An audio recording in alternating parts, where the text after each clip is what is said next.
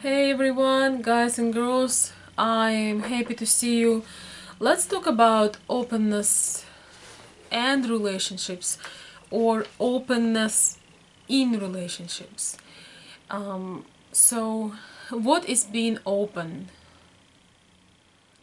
We all know those moments where things are hard, and some of us experienced or maybe have been doing that themselves when there is a silence, when we aren't talking to each other in a couple, so-called silent treatment that personally I hate the most.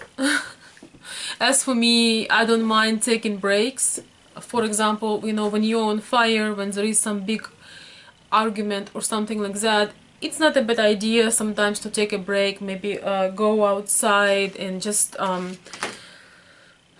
calm down before you say something you will regret.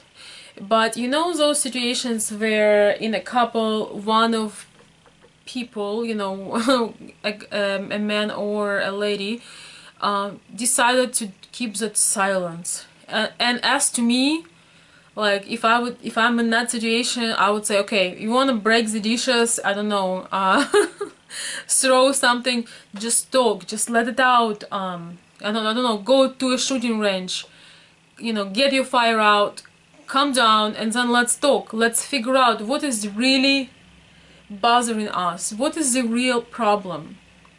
Because what I see all the time, that people have some miscommunications, they have some problem, and maybe some serious things, but when they get together and they sit down to talk, what happens is they bring all the external things, your family or some other issues that has nothing to do with the real issue.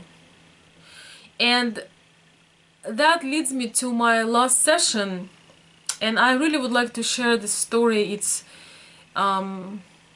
very insightful story from somebody just shared with me, and again I was allowed to share it. Of course, no names or anything like that or specific details, but the person who shared the story actually asked me to feel free to share it so other people do that. And so we were talking about being open, and he told me that my client told me that he could now no longer really connect and talk with his wife for probably about 5-6 years. And he told me the same thing, that they would talk about certain things and they would agree, they would have a normal communication, but something was missing, and it was missing pretty obviously, and they just would not talk about it.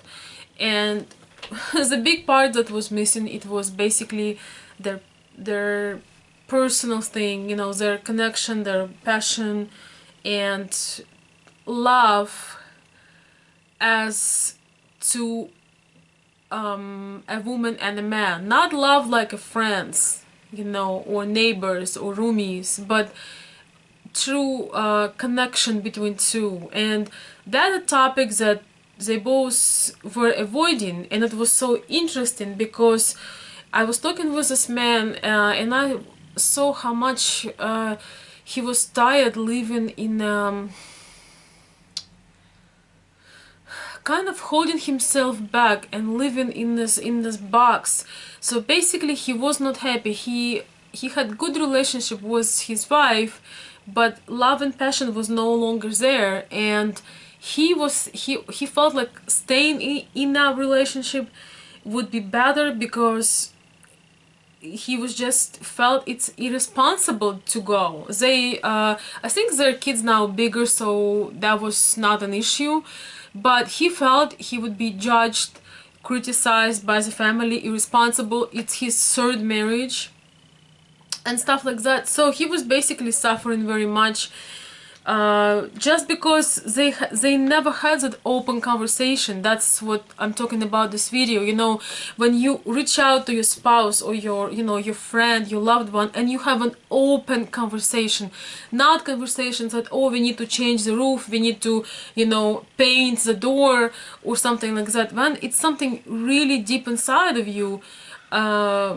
usually people run away, and I really don't understand it so much.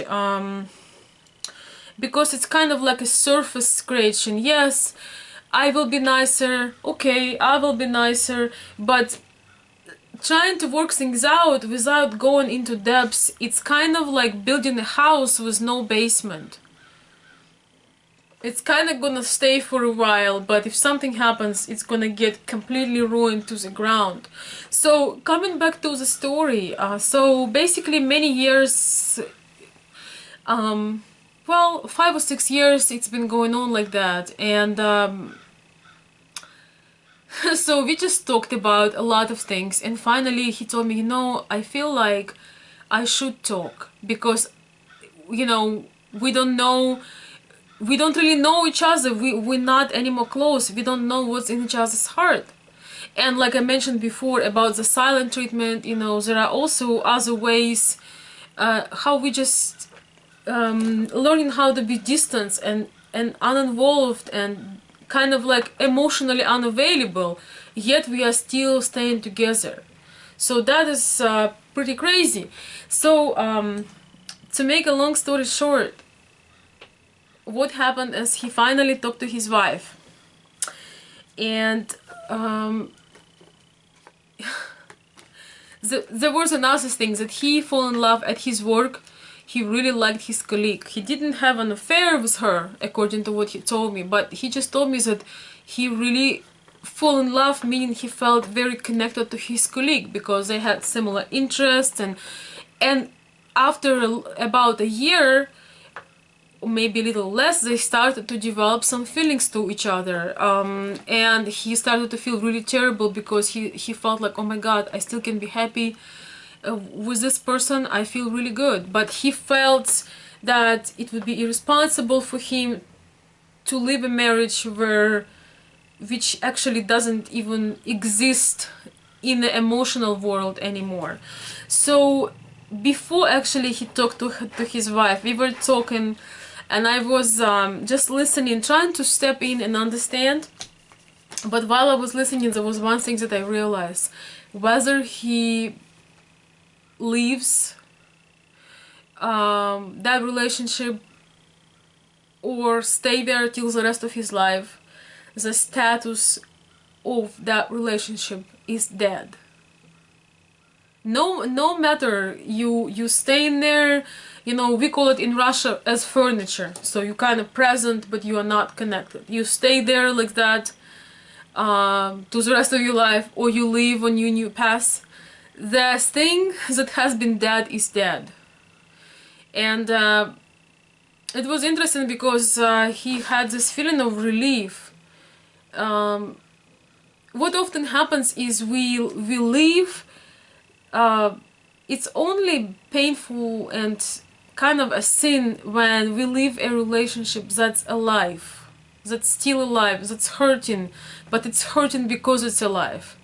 And it's just as bad when we stay in a relationship that's dead. So he talked with his wife, and it turned out that she was afraid to talk to him, and she is tired of that too. And she doesn't think that anything is wrong, and she doesn't hold any grudges, but she just also felt pressure and also wasn't happy, and she also is emotionally involved with somebody else. So basically, to make a long story short, by finally getting out of his comfort zone, opening up to his wife, telling her that he appreciates her, and, you know, remembering all good moments, and kind of showing the respect, he actually got into the topic of being open and saying, you know, we did have this great time, we we raised these two kids together, but right now I think we have to give each other a chance because we are no longer connected.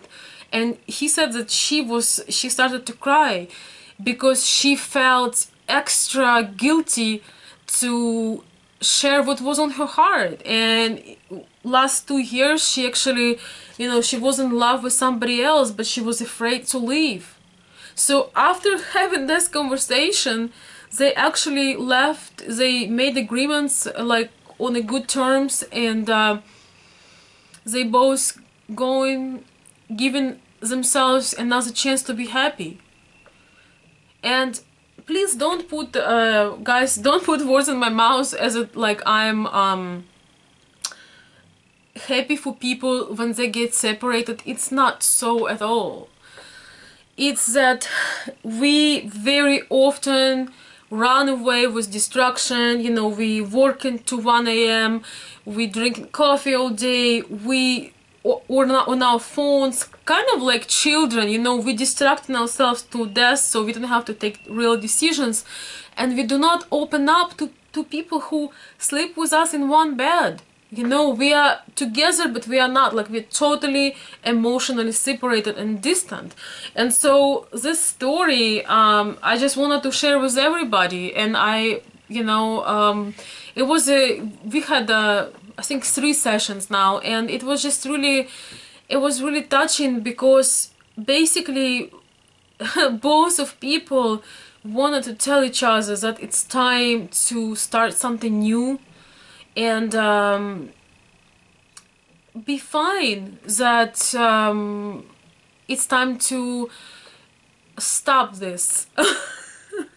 Really, because that's the base of a relationship. The person you sleep with supposed to be the closest person on the planet. That is meant to be, because that was a purpose. And it just was, I was just really touched by it. And the point of sharing is that, maybe somebody is in that situation and really afraid and feel really guilty and feels responsible and all the society's thing, and then before you know it, society really doesn't care about you, but yet you didn't go for what were meant to be for you. Maybe there is nobody for you, you aren't in love with anybody outside, but just this relationship is had been completed and there is nothing more to give. It completed its purpose. And whether you stay or go, it's dead. So I would just say that it's actually a happy story to me, because both people felt incredible relief after they were honest with each other. They talked about good things. He told me it was a really good conversation. And it doesn't always mean when we finishing, some certain era in our lives, that we need to paint everything in black.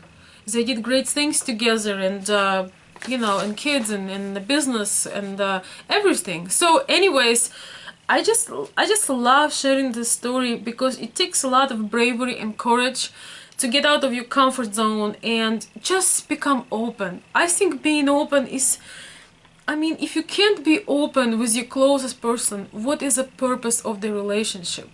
If you have to talk about your wife or your husband with your neighbors, with your friends, with your colleagues, I do not judge that, because I understand sometimes that you feel defeated, you just want some support, but that should let you think that maybe that something is wrong here, because the person who is with me should be the person that I can talk to personally when something is going on. Maybe either I'm not doing it right, maybe it's a wrong relationship, maybe wrong approach, but it's the worst sign when people becoming emotionally distant. And while love is still there, you need to talk to that person, to her or to him, not to your mom, not to all the other people, or to some really good counselor or somebody who can try to help you, but encourage you for that conversation with the person who you need to talk to, with your spouse, for example. So, gosh, it's becoming a really long video, but I honestly was, you know, sometimes I feel responsibility when people ask me for an advice, but then I realize that really, when we talk, this is when things happens. Sometimes it's hard to talk to yourself. You just need somebody else to be there, and you feel that you can open up. Basically, we usually do not take any advice unless that resonates with us. And it feels good to be heard. It feels really good. And so, my bottom line today, guys, no matter where you are, wherever you're going to, try to keep that openness between you. And if there is some little cracks and little problems, make sure you bring them up, you figure out what it was, and you put a good sturdy patch on them. Don't let that beautiful crack, that beautiful glass of trust, that little tiny damage or crack on it, don't let it spread. Because there is nothing like being able to be yourself, to be open, to connect with the persons that near you. I really think that, again, being able to be completely yourself and genuine and open, that is the base, that trust and openness, that is the base of a relationship. And if it's not there, if there is no way to retrieve it just because people sometimes grew separately, you can be honest about it and just go from there. I'm very happy for this lovely man who shared his story with me, and he's very happy now because he is with a woman that he wasn't going to allow himself to be with, and you know, his spouse is following her dream. So I wish you guys the very best. Thank you for comments, and I will be happy to hear from you. Thank you.